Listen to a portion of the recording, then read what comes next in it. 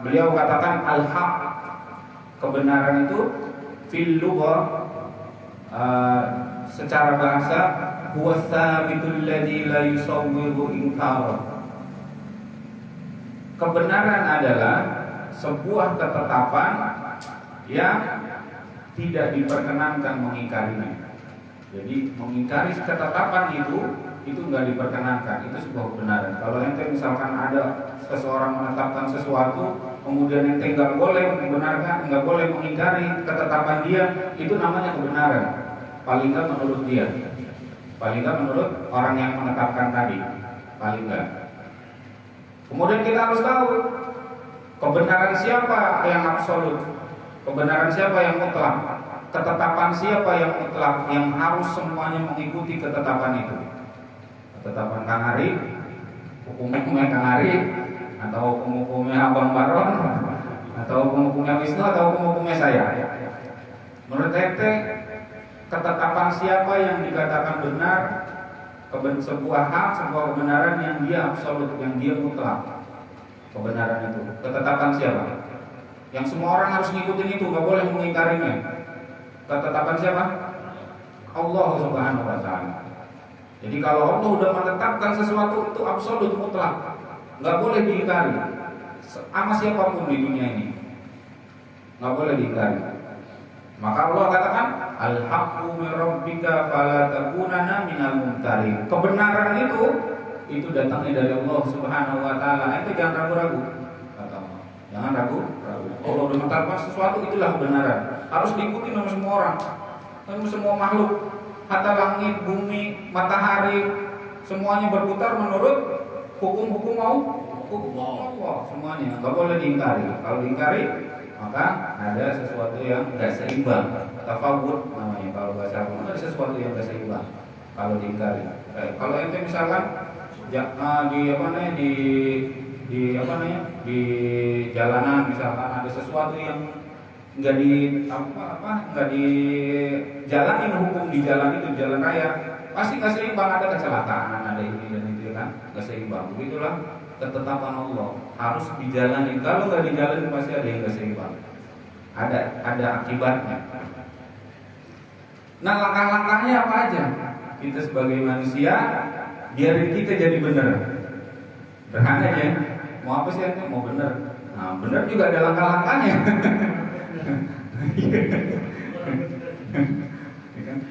Ente mau milih yang mana itu tadi? Mau muttaqun, mau kufar atau mukhalifun? Muttaqun, muttaqun, amin.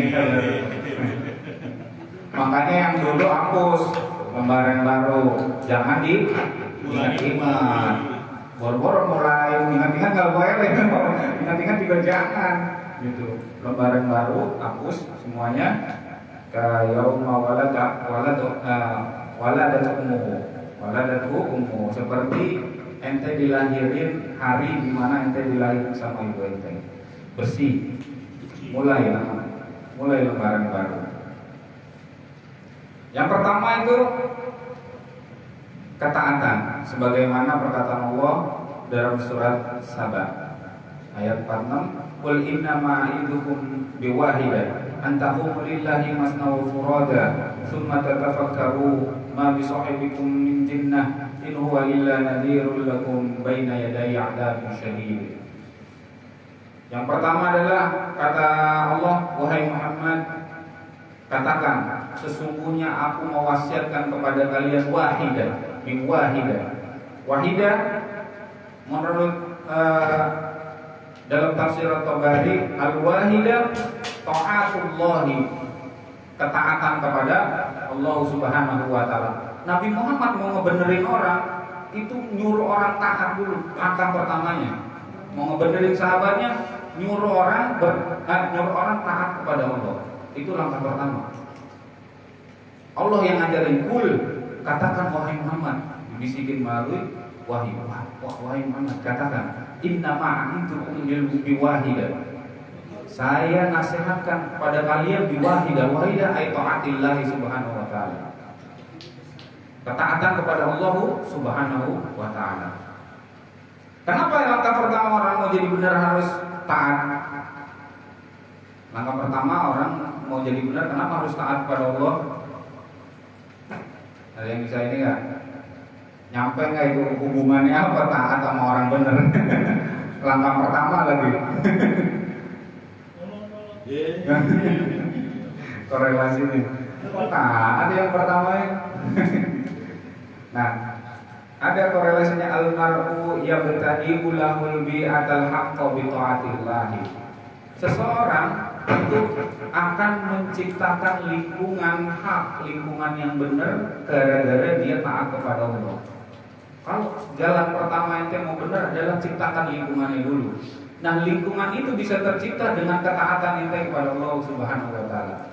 Paling enggak bukan lingkungan banyak-banyak, ente sendiri paling enggak lingkungan di mana ente tinggal aja. Kalau ada nih sholat, kalau misalkan ada apa, pokoknya ketaatan aja intinya ente. Berada di dalam ketaatan. Ini langkah pertama. Belum tentu juga orang yang kayak gini terbebas dari amal-amalan buruk, belum tentu, karena dia baru naik ke tangga pertama. Orang sholat bolak-balik di masjid lagi, tapi di rumah masih ngerjain keburukan. Ya iya emang, karena ini langkah pertama. Ada 3 anak tangga, 2 anak tangga lagi. Kalau udah sampai ke anak tangga yang terakhir, nggak mungkin dia melakukan kesalahan, kecuali emang Allah takdirkan. Ada kecelakaan itu pun bukan dosa besar, dosa kecil. Sebagaimana tadi al-muttaqun, yang aneh. Ente kan cita-citanya mau masuk yang al-muttaqun. Tahu bicaranya. Langkah pertama adalah ketaatan. Biarin tercipta lingkungan di dalam hati ente, paling enggak di dalam diri ente, lingkungan ketaatan kepada Allah Subhanahu wa taala. Terus masuk ke langkah kedua apa? Katanya antaqumu lillahi. Kamu berdiri tegak cuma karena Allah Subhanahu wa taala. Menegakkan setiap ketaatan itu cuma karena Allah Subhanahu wa taala. Artinya apa? Ikhlas. Ketika ente masuk ke dalam lingkungan ketaatan, jangan gara-gara orang, jangan gara-gara si fulan, jangan gara-gara si fulan. Gara-gara apa? Gara-gara Allah Subhanahu wa taala. Ente udah naik ke tangga kedua, biar jadi orang yang tahu. Udah mulai tuh, tetap prinsip. Tapi masih bisa tergoyah. Prinsip keikhlasan kepada Allah Subhanahu wa taala, setan makin banyak. Pikiran ente masih blank. Belum terisi apa-apa. Ya kan, orang ikhlas bisa juga digoda oleh setan. Lagi sholat, ikhlas karena Allah Subhanahu wa taala, kemudian pulang masih bisa dia melakukan kesalahan, masih bisa. Karena apa? Masih ada celah setan untuk menggodanya. Maka langkah yang ketiga apa? Kata Allah dalam surat Sabah ini, "Tsumma tatafakkaru ma bisahibikum min jinnah. In huwa illa nadhirun lakum baina yaday 'adzabin syadid." Kemudian langkah yang selanjutnya kata Nabi Muhammad, kata Allah bisikin Nabi Muhammad, tatafakkaru, berpikir. Berpikir, tapi bukan berpikir yang lain-lain. Berpikir yang objek pemikiran kita adalah apa? Nabi Muhammad sallallahu alaihi wasallam. Ma bisahibikum min jinnah. Tidaklah sahabat engkau, sahabat kalian ini kan waktu turun masih di lingkungan Nabi. Maka sahabat-sahabatnya mendengar bahwasanya orang-orang kafir Quraisy itu mengatakan bahwasanya Nabi itu majnun. Gitu. Coba ente pikirin, Nabi majnun apa enggak? Menurut ayat ini maksudnya gitu. Coba ente pikirin, Nabi majnun apa enggak? Nggak mungkin majnun. Artinya apa? Pemikirannya ente itu objeknya harus Nabi Muhammad SAW.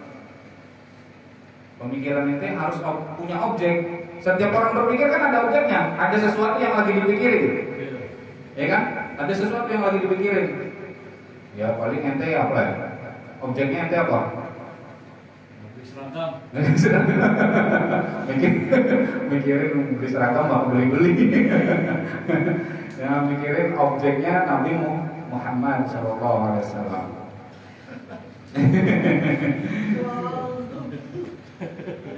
Kalau ada objek kita mau kemana? Objek, mikirin harus ada objek.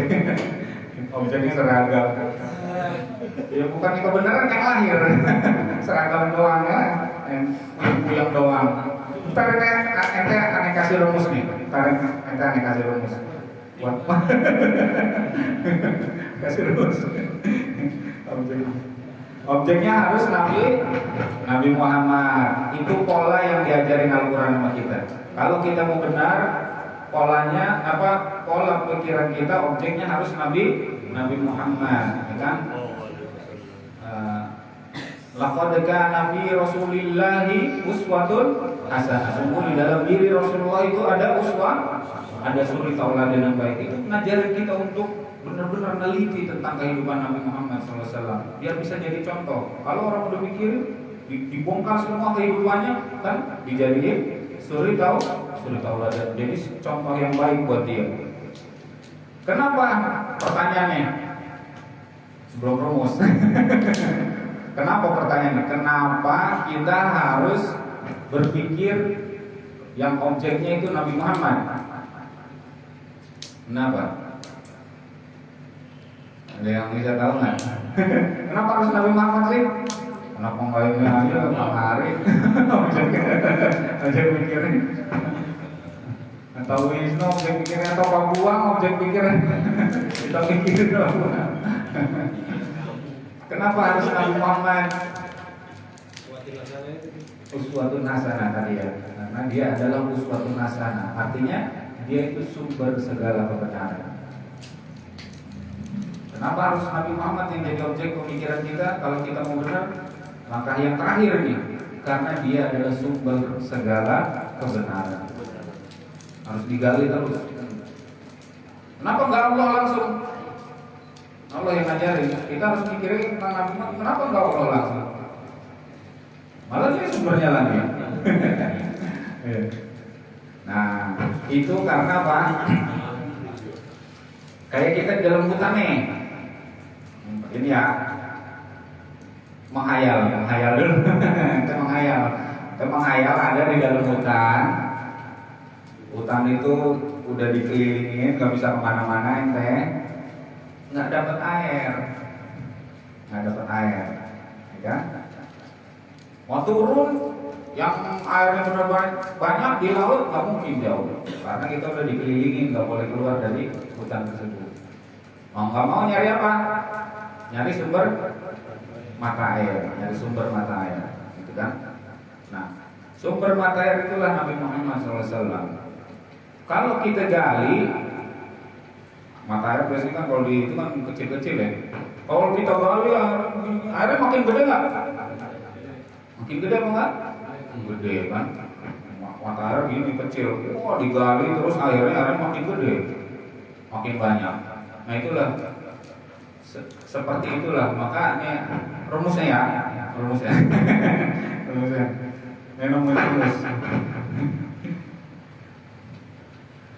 Volume air itu kalau kita mau mau mendapati kebenaran segimana volume kebenaran yang kita dapetin di dalam otak kita, itu volume sumber air, jumlah sumber air mata air itu dikurangi volume otak kita, volume pemikiran kita.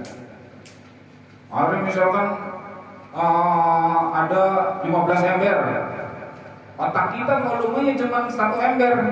Mungkin nggak kita dapetin semuanya itu 15 ember? Mungkin apa enggak?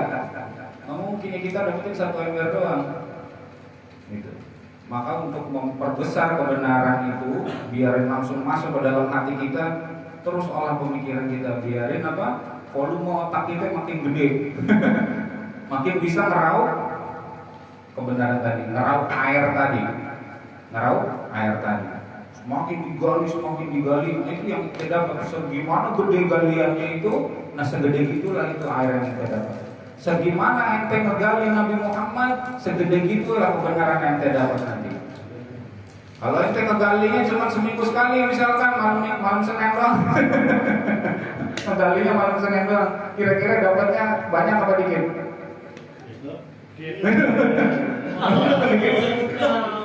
Atau malam Kamis doang siapa yang malam Kamis doang? Siapa yang malam Kamis doang?